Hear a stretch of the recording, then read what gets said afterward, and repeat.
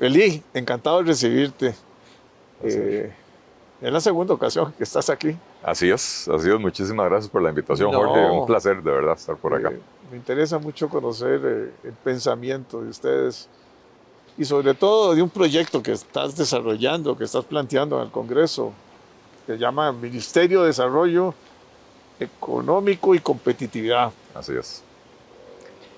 Hablar de todos los temas al principio, lógicamente, o sea, todo el problema estructural que tenemos, de la poca flexibilidad, de que hay que hacer un cambio mental en la burocracia, los esfuerzos aislados, la falta de coordinación, Así es. la duplicidad, Así es. los costos crecientes, ¿verdad? Y Tomás, una de las ideas que yo estuve barajando con Alfredo Bolio en un tiempo, Ujú, ujú. que era ver todo lo que era hacer un ministerio de la producción, Correcto. en cuyo caso pasabas toda la parte de pymes ¿cómo se llama? A ese ministerio. A ese ministerio. Y después y fusionar, ¿verdad? Ujú. Y pasar la Procon, que es Coprocom. Procon, que es un proyecto que se quedó a medias, ¿verdad? Ujú. Que no se le dio nunca financiamiento, Así ¿verdad? es. Así Se es. le, se le quitó, sí, la parte del poder político, que Ujú. no era lógico que un ministro Sí. tuviera esa decisión ahí, donde de de uno de los programas más importantes, que es promover la competencia, Así es. a ver los problemas de oligopolios y monopolios Ujú. y de las malas prácticas, Sí. ¿verdad? Que se producen, porque definitivamente en un mercado pequeño sí van a haber esas figuras, pero siempre es importante que haya una unidad que esté viendo para que no se haga más grande el conglomerado, Así más grande el es. problema. Así es.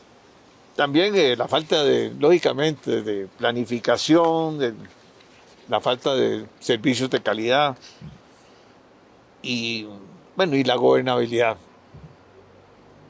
Pasarse el programa de pymes a las fusionadas con toda la agricultura y la agroindustria, lo voy a hacer, porque Ujú.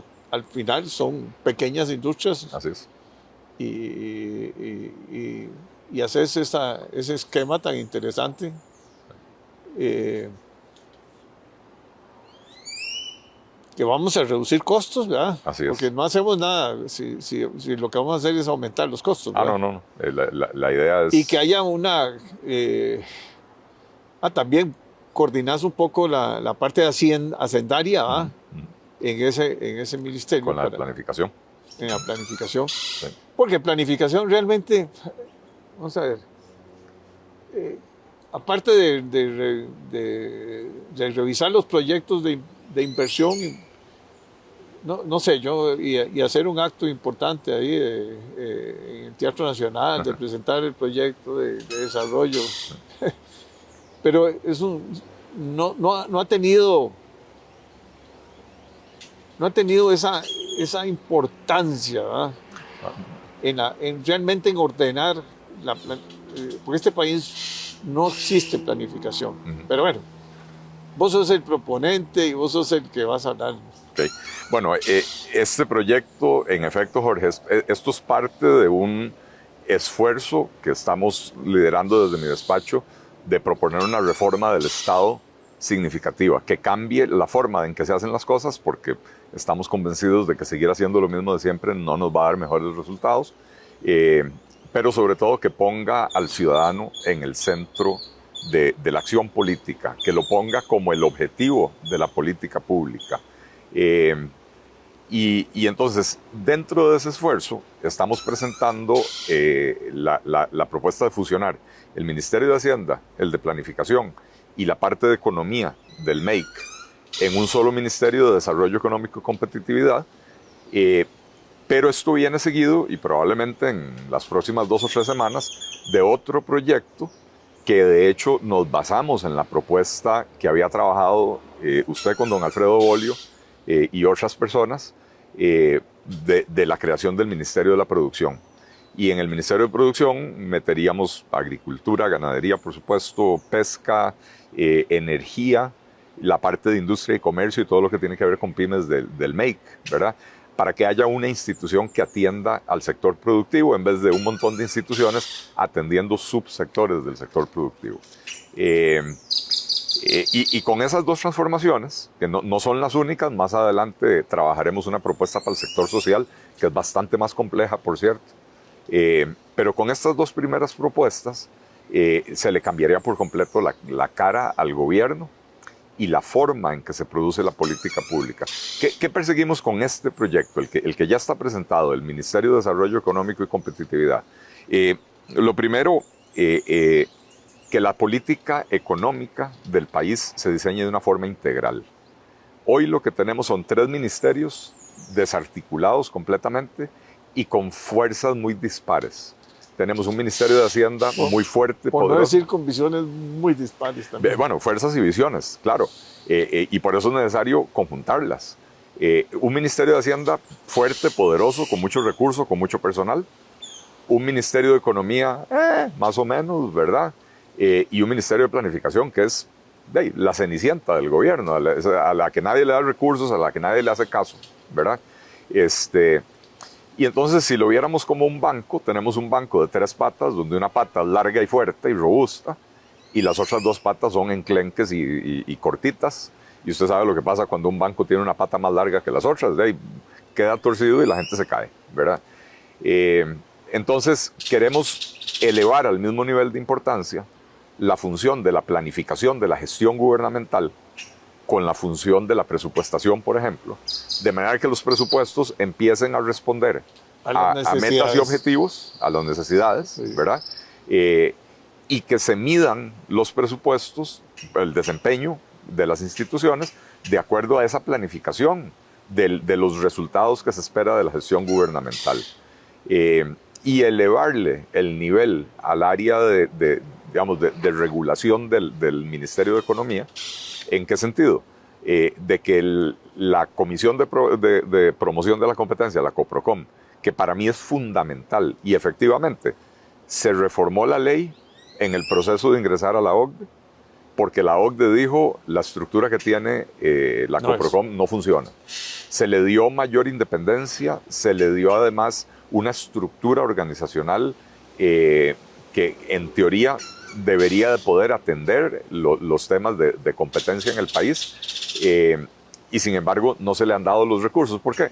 Porque está adosada al Ministerio de Economía, y entonces nadie le presta atención a esa carambada, ¿verdad?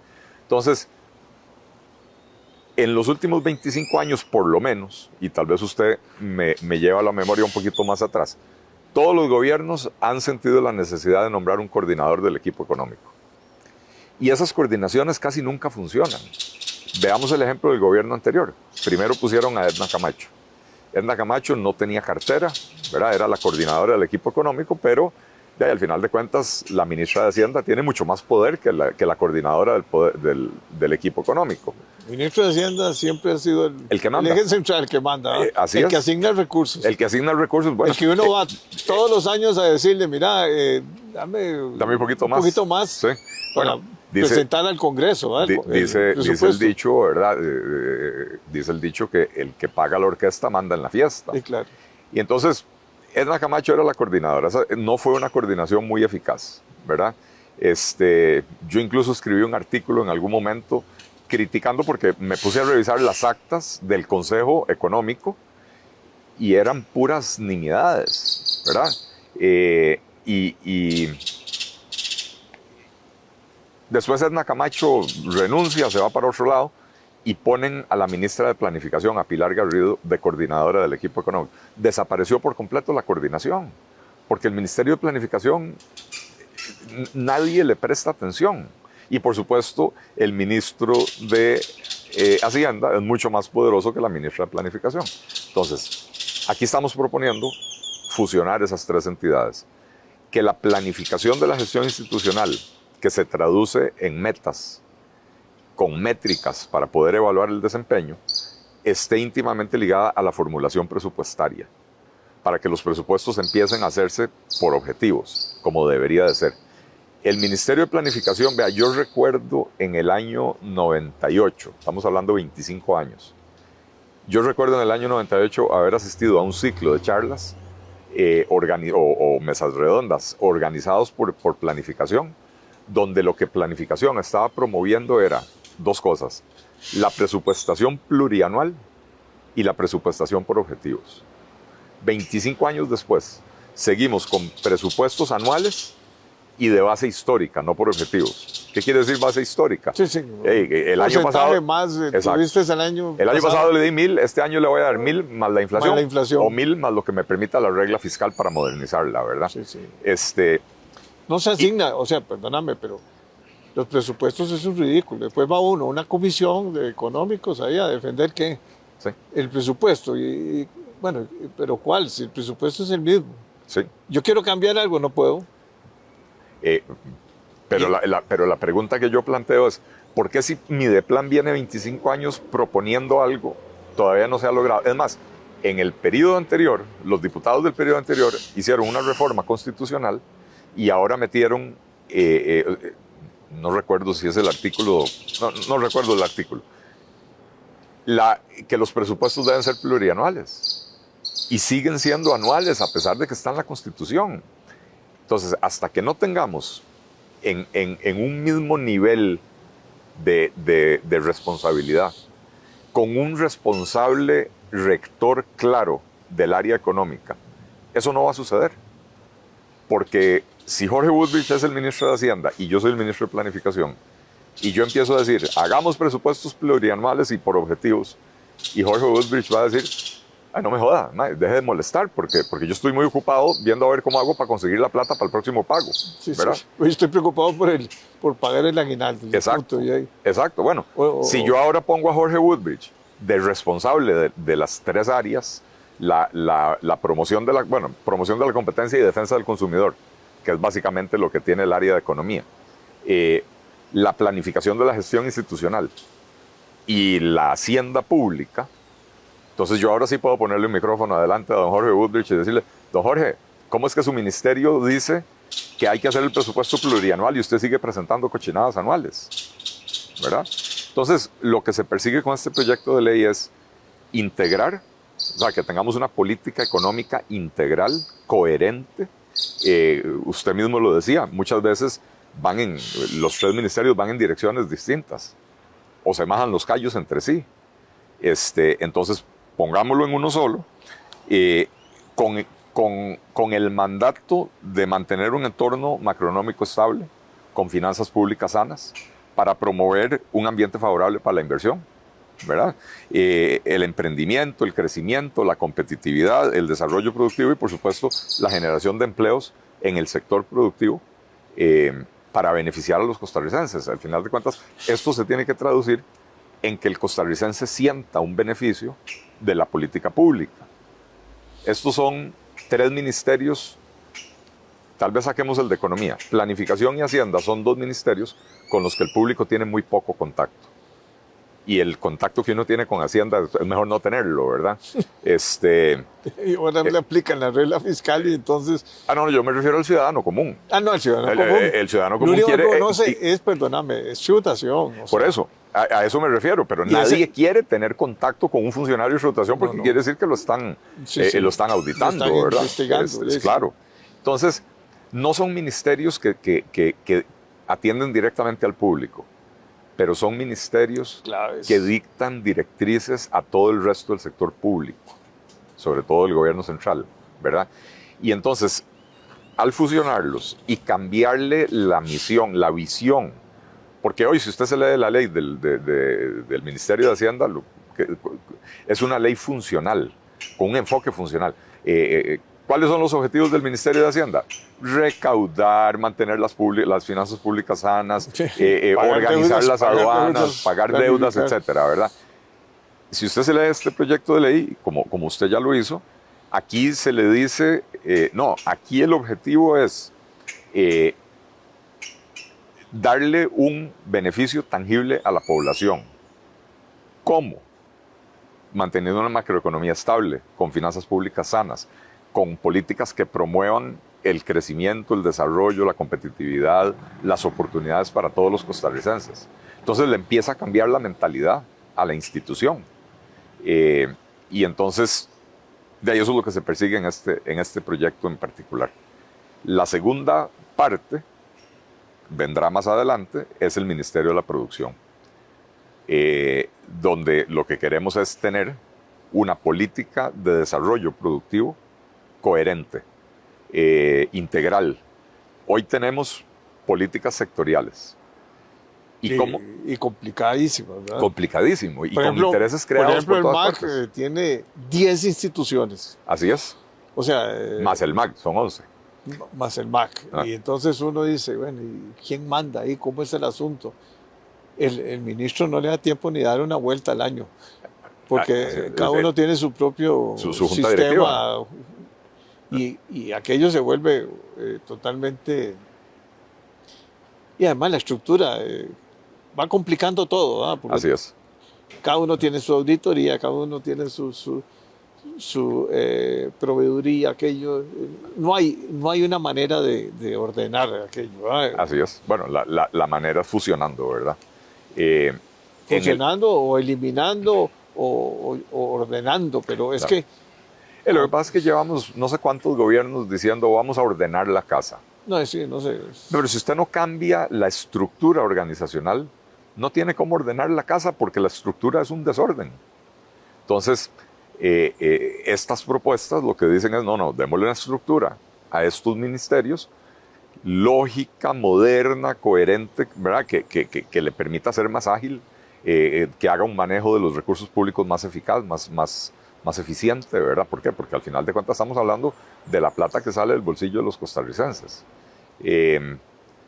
¿Cómo se hace hoy política pública en Costa Rica? Política productiva en Costa Rica.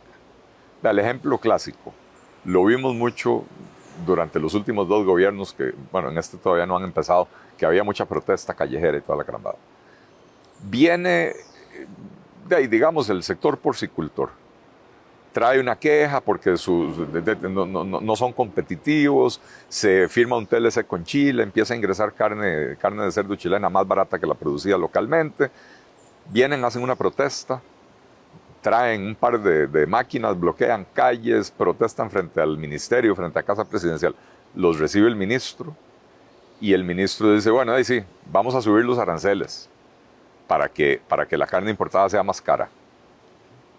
Maravilloso, ellos se van felices para la casa. Pero al día siguiente vienen los industriales de la industria alimentaria, pero ya no van donde el ministro de Agricultura. No, ahora van al del MEIC. Van al ministro del MEIC. Porque a decirle, porque la materia prima me la subieron. Claro, me acaban de encarecer la materia prima y en un país donde la carne es tan cara, el salchichón es la principal fuente de proteína animal de los quintiles de menores ingresos del país, ¿verdad? Y entonces estamos encareciendo el salchichón, estamos encareciendo la carne, estamos encareciendo todo el producto industrial cárnico y el que paga los platos rotos es el ciudadano más pobre, ¿verdad? Lo pagan todos porque todos consumimos, pero el que lo sufre más es el ciudadano más pobre, ¿verdad? Pero la primera protesta fue ante el ministro de Agricultura, la segunda fue ante la ministra de Industria. Y entonces uno no le importa lo que le pasa al otro, uno no vela por los usuarios del otro. No. Si usted tiene un solo ministerio de la producción, de pronto cuando vienen los porcicultores a protestar o a pedir mejores condiciones, el ministro o ministra se sienta a conversar con ellos sabiendo que la decisión que tome puede afectar a los industriales, puede afectar a los comerciantes. Entonces tiene que sentarse a pensar en cómo resuelvo el problema de los porcicultores sin dañar a los industriales, sin afectar a los hoteleros, sin afectar no sé, a los ganaderos de vacuno, ¿verdad? Y entonces eso la obliga a empezar a pensar en una política integral de desarrollo productivo. ¿Y de qué se compone eso? De buscar mayor productividad, de generar condiciones de competitividad. En vez de decir, le voy a dar una protección a usted para que sea más competitivo, No. voy a generar las Mejorarle la condiciones productividad. para que usted sea más productivo, para Claro. que pueda ser más competitivo, ¿verdad? Entonces, estos proyectos representan una reforma importante, una reforma grande, que le va a ahorrar recursos al Estado, pero no es el objetivo primordial. El objetivo primordial es políticas públicas que generen un beneficio tangible para la población. De lo contrario, no tiene sentido, ¿verdad? Si usted nada más dice, hagamos más pequeño el ministerio para gastar menos plata, No, eso no. si no atiende las necesidades de la población, pues entonces de nada le sirvió eso. Le sale más caro el caldo que los huevos, ¿verdad? Habiendo dicho eso, en el caso del Ministerio de Desarrollo Económico y Competitividad, hoy tenemos 3 ministerios. Se eliminarían 2 ministros, varios viceministros. Hoy tenemos 3 oficiales mayores, Sí. 3 jefes de informática, 3 jefes de departamento auditores. legal, 3 auditores, 3 de recursos humanos, 3 de proveeduría. Bueno, todo eso se reduce a 1. Legales también. Correcto. Todo eso se reduce a 1 de cada uno. Entonces, en esa capa gerencial, estamos hablando de que hoy los 3 ministerios tienen aproximadamente 40 personas, entre ministros, viceministros y los jefes de todos esos departamentos. Al fusionarse en un solo ministerio, se reduciría alrededor de 18. Y ahí estamos considerando que es un ministerio grande, que probablemente va a tener 4 o 5 viceministros, no va a ser un ministerio con 1 o 2 viceministros. Y cada uno con una especialidad, porque claro, los ministros tienen que ser estar, muy claro, puntuales, ¿verdad? Así es. Entonces, solo en esa transformación de 40 señores con saco y corbata y señoras, ¿verdad? Pasamos a 18. Solo en salarios base, el ahorro es de 360 millones de colones al año. En salarios base. Nosotros no hicimos el cálculo de los salarios brutos, Pluses. porque los pluses dependen mucho si yo pongo de oficial mayor a una persona con 30 años en el sector público, va a tener 30 anualidades. Si pongo a alguien con 7 años, va a tener 7. Lo que quiero decir con esto es, los ahorros son mucho mayores. Yo nada más le estoy diciendo lo mínimo, ¿verdad? Yo creo que más que el ahorro, me parece a mí es la funcionalidad. Claro. Yo viví la experiencia de ir, bueno, vos también, a hablar con el ministro, y no es el ministro, era José Luis, el encargado como que maneja el presupuesto de la ciudad. Ese es el que te dice, mira, Jorge, le decía yo, mira, necesito, no sé, ir a hacer una labor en San Carlos, ahí para ver los empresarios de San Carlos, a ver, tienen esto. Sí, pero no hay recursos, digo yo, bueno, entonces, ¿cómo se maneja esto? ¿Me entendés? No hay, pero ese es el que asigna el presupuesto. Sí. Hacienda tiene uno que es el que recauda, otro es el que asigna, y también el que hace los balances macroeconómicos, ¿verdad? Que es la parte más compleja. Correcto. O sea, el ministro de Hacienda básicamente está todo el tiempo en la problemática. ¿Dónde consigo más recursos? ¿Cómo reduzco un poco el gasto? ¿Verdad? Bueno, casi nunca se preocupan de eso, ¿verdad? Bueno, pero por lo menos ahora los tienen en disciplina, ¿verdad? Con la regla fiscal. Con la regla fiscal, pero y fue un gran avance, digamos, sí. ¿Verdad? Y ojalá que no la llegamos a eliminar, aunque hay muchas presiones, ¿verdad? Hay mucha presión, no la van a eliminar, yo voy a hacer hasta lo imposible, pero hay mucha intención de no eliminarla, llenarla de huecos. Entonces, teníamos un escudo y lo que nos va a quedar es un colador, si tienen éxito. Bueno, ahí está el Fondo Monetario, por lo menos ciertos... Pero ojo que el Fondo Monetario Internacional básicamente dijo, mire, hay 2 o 3 cositas que ustedes pueden sacar de la regla fiscal porque no tienen ningún sentido. Por ejemplo, que los colegios profesionales que no reciben plata al presupuesto nacional y entonces no afectan la contabilidad fiscal, ¿verdad? No tiene ningún sentido que ellos tengan un tope de crecimiento por regla fiscal, ¿verdad? Pero la propuesta que el gobierno le está mandando a la Asamblea Legislativa es para sacar el pago de intereses y los gastos de capital. Ya con eso, No, ya con eso se acabó la todo. regla fiscal. Pues solo... no, lo que quiere es básicamente que haya más inversión, pero sin tocar el gasto. Y eso sí es peligroso, porque entonces... porque como, acuérdate de la regla fiscal, vos lo sabes muy bien, afecta a la inversión. Claro. Porque es un tope tope del gasto total. Del gasto total. Bueno, sí. Mientras estemos por encima del 60% de endeudamiento. 60%. Vea que ya el año pasado estamos en 64. Llegamos a un poquito menos de 64. Con la aprobación de los eurobonos se le puso una cláusula, el artículo 12,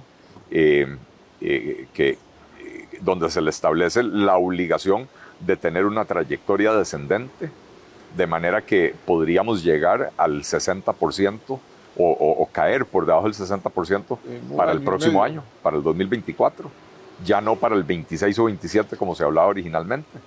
Y ahí se rompe la regla. No se rompe. Pasamos a una escala menor. Una escala menor. Donde todavía se restringe el gasto corriente, pero se libera el gasto de inversión, o sea, el gasto de capital, ¿verdad? Entonces, esa es la forma.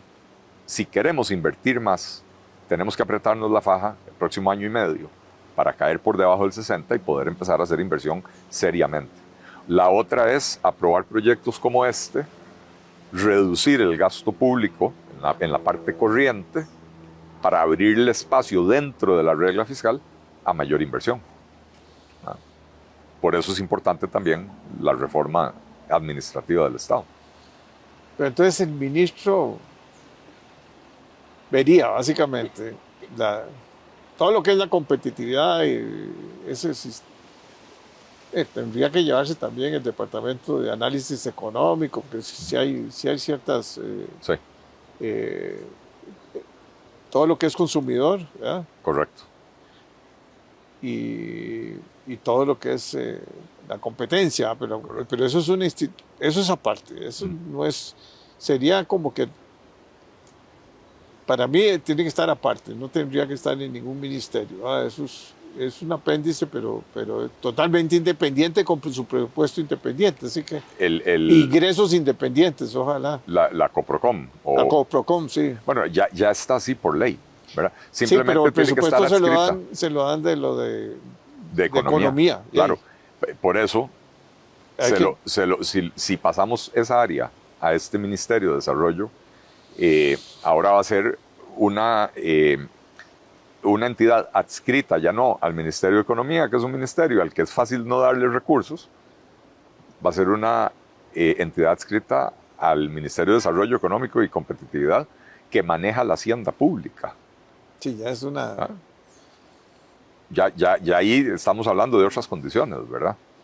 De manera que la intención es integrar la función económica, la política económica, en una sola entidad.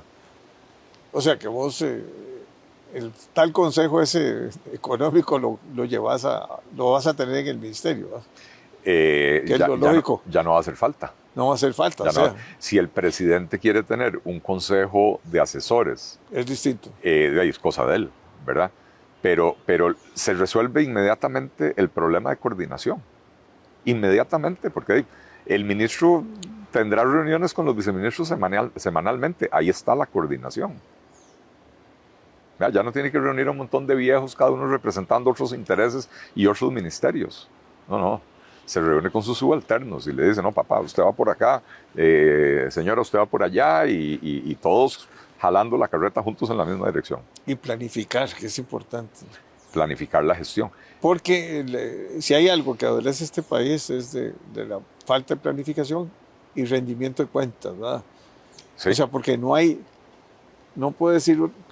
Ahora estábamos conversando con el presidente de la Cámara de la Construcción, ahí es clarísimo, donde se quiere hacer una carretera como la 32 o la 20, no sé, o la 27, cualquiera, sin planos, sin prefactibilidad, sin análisis, o sea, Cuando uno piensa que las alianzas público-privadas, que para mí es importantísimo, se la quieran llevar a un ministerio de transporte, no, eso tiene que ser una institución blindada, Sí. con gente muy capaz, con grandes profesionales y con Así visión es. de futuro. De hecho, Un poco lo que hicimos nosotros con CINDE, cuando formamos CINDE. CINDE trascendió, ya 40 años pasó, 10 gobiernos. sí, Y el profesionalismo sigue siendo el mismo. así ¿va? es. Así Y es. el reconocimiento, es que lo que es todo esto de las concesiones es importantísimo, tener gente muy capaz. Así es. De hecho, el gobierno presentó un proyecto de ley de reforma del sector de obras públicas y transporte, donde en su versión original proponía eliminar el Consejo de Concesiones Sí. y trasladarlo y darle toda la responsabilidad al ministro. Eso en la Asamblea Legislativa lo cambiamos, lo quitamos. Yo creo que el Consejo de Concesiones no sirve para un carajo No tiene que ser. y hay que transformarlo, Hay que transformarlo. pero no absorberlo. Ese sí que no hay que absorberlo en el ministerio. No. Y bueno, en la Asamblea Legislativa ya lo cambiamos, ese proyecto ya fue dictaminado en la Comisión de Reforma del Estado, que usted sabe que yo la presido, y No, salió... pero es que tiene que tener flexibilidad para poder contratar. Sí. Porque si estás sujeto a servicio civil y a todos Sí. los enredos, tiene que tener gente estable, flexible, tiene que tener un equipo humano de película, como Así lo es. tiene Procomer o lo tiene o CINDE. o CINDE, ¿verdad? Sí. Bueno, CINDE es una asociación, pero todos los años ahí tenemos un informe de labores y ahí la Claro. gente trabaja como una empresa privada. Así es, bueno, usted sabe que yo trabajé en CINDE. Sí, sí. 2 veces. Recién salido de la universidad, estuve un par de años y después del 2002 al 2004 que yo estuve encargado de la oficina en Nueva York. Así que de ahí sí conozco bien la institución por dentro y efectivamente se maneja como sector privado, ¿verdad? Y Pero sin dejar de ser una Sí, institución de interés público. de interés público. Así ¿va? es. Porque por muchos años los recursos eran Externos. eran propios, ¿verdad? Luego se hizo un arreglo con el gobierno para que parte del presupuesto de COMEX se lo dieran a CINDE, porque Correcto. era imposible sostener una criatura tan importante, donde se necesita salarios competitivos, donde se necesita gente comprometida, donde haya motivación para trabajar. Sí. Y si lo metes como parte de un ministerio, bueno, eso sería el entierro más importante. Así es. De hecho, alguna gente me ha preguntado cuando hemos hablado del Ministerio de la Producción que por qué no meto a Comex ahí. Y de ahí yo lo que les digo, como dicen los gringos, if it ain't broke, don't fix it. Sí. Comex, la triada Comex, Procomer, CINDE, funciona son exitosos. excepcionalmente. Sí. Entonces, no se ponga a jugar con lo que está funcionando bien. Entonces, Comex lo dejamos por fuera. Pero ahí tenemos un buen ejemplo, por ejemplo, de una alianza público-privada trabajando. pero un buen ejemplo de cómo organizar ciertos sectores.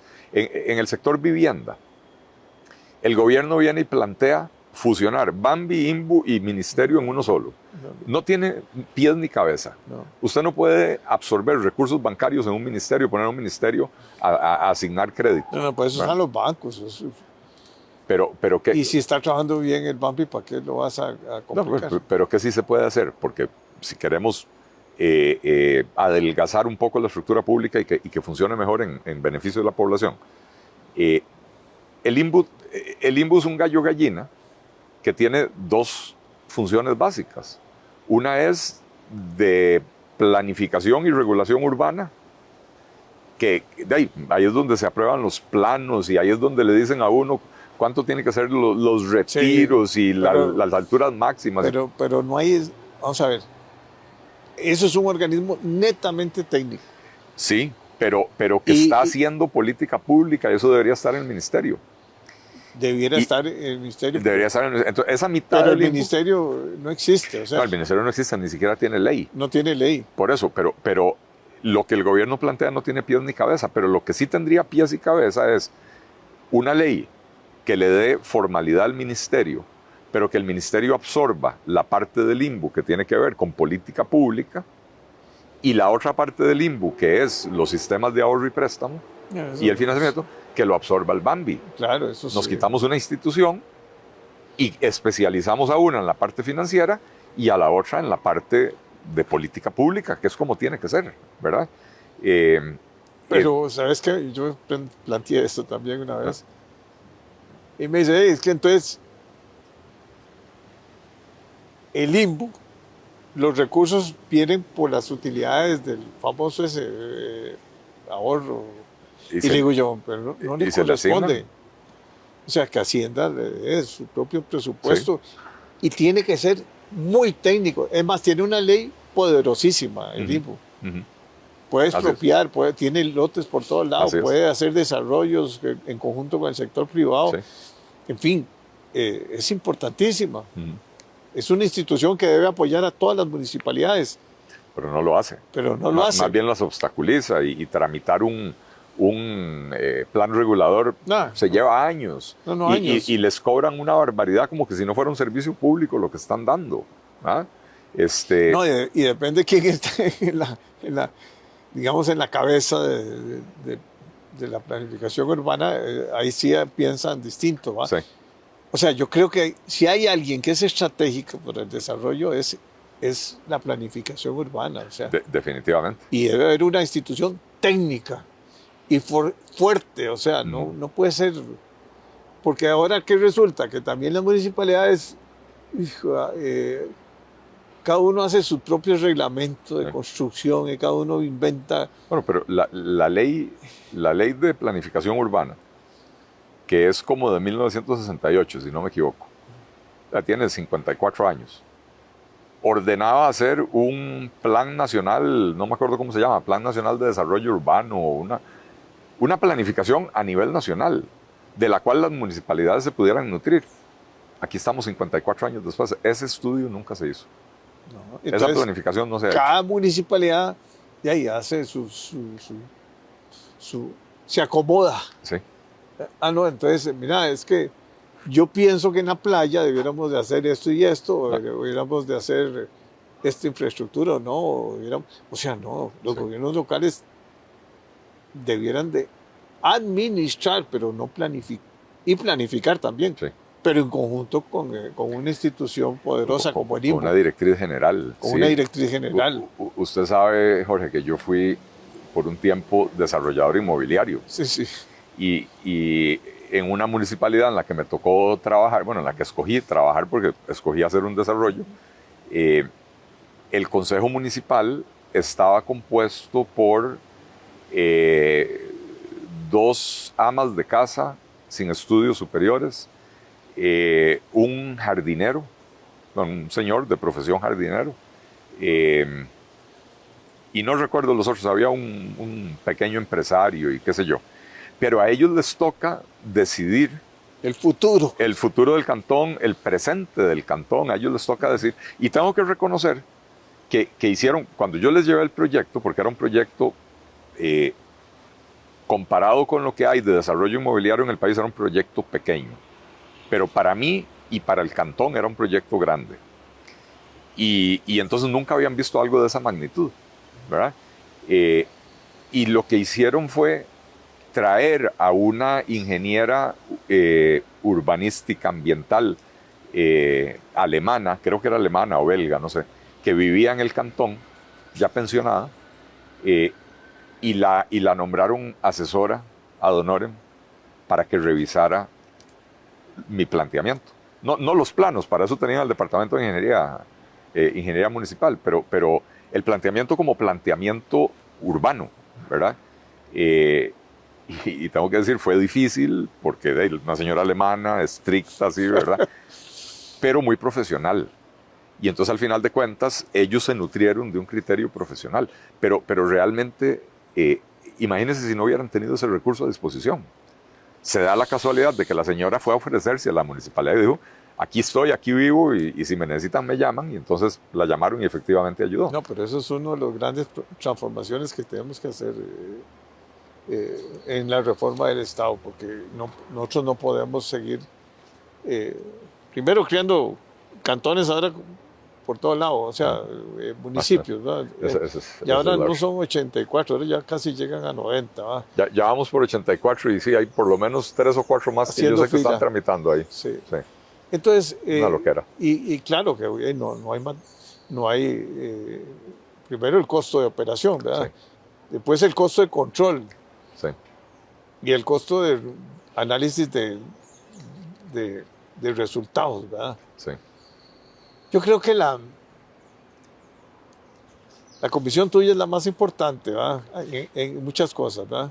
Y ahí se necesita grandes debates, me parece a mí. Sí. Yo creo que ahora que estaba hablando del sector constructivo con Carlos Trejos, hay que hacer importantes cambios. Así es. Para hacer esto más competitivo. Y es una comisión, yo coincido que es, no sé si es la más importante, pero es muy importante. Es de las más importantes. Porque también creamos una comisión especial de educación y otra comisión especial de energía que también son dos áreas en las que el país se ha quedado muy atrás, ¿verdad? Pero desde mi perspectiva, la primera transformación tiene que ser la del Estado, ¿verdad? Para que las cosas empiecen a funcionar diferente. Y es una comisión importante no solo por eso, sino por su composición, ¿verdad? Ahí está don Rodrigo Arias, ahí está doña Pilar Cisneros, este servidor. Está, digamos, del PUS, que está Vanessa Castro, ¿verdad? Que es una persona con experiencia, que ya fue diputada anteriormente. Está doña Olga Morera de Nueva República, ¿verdad? Que tiene experiencia en gestión institucional, y la verdad que se me están olvidando nombres, perdón, pero es una comisión de alto nivel, ¿verdad? Y de momento ha prevalecido casi que un acuerdo tácito donde todos entendemos que es necesario buscar mayores eficiencias reduciendo el tamaño del aparato estatal sin desproteger servicios, ¿verdad? Sin dejar descubiertos servicios que brindan las instituciones, pero que definitivamente fusionando entidades, cerrando lo que no sirve, podemos hacer un mucho mejor manejo de los recursos públicos. Entonces, hasta ahora ha prevalecido ese espíritu y pues, yo espero que siga prevaleciendo para que un proyecto como este que estoy comentando, el del Ministerio de Desarrollo Económico y Competitividad, también pueda pasar y convertirse en ley de la República, ¿verdad? Así que ahí estamos. Bienvenido cuando quieras. Muchas vos sabes que siempre para mí es un honor tenerte. Y a mí me parece importante el debate y el intercambio de ideas. Definitivamente. Con todos los sectores, ¿verdad? Sí. Y el diálogo y observaciones, ¿verdad? Ahí escribiré algún artículo siempre. Se lo voy a agradecer. Siempre voy a hacer. No, es que yo sueño con eso. O sea, ya tenemos casi 300, casi 400 programas y cada uno se vuelve más interesante, ¿verdad? Sí. Así es. Y importante eso que usted dice, yo sueño con eso.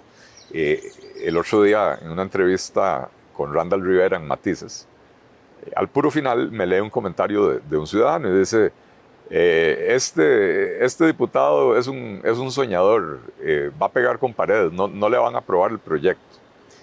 Y entonces Randall me pide mi reacción y le digo, mire, qué tristeza que esa mala política a la que está acostumbrado el tico haya hecho que la gente pierda la esperanza, la fe de que las cosas pueden mejorar.